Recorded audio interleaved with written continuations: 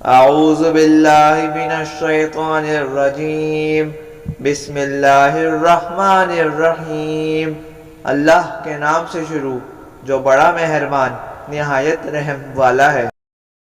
قرآن پاک میں اللہ تعالیٰ فرماتے ہیں، اور ہم ضرور تمہیں کچھ ڈر اور بھوک سے اور کچھ مالوں اور جانوں اور پھلوں کی کمی سے آزمائیں گے، اور صبر کرنے والوں کو خوشخبری سنا دو۔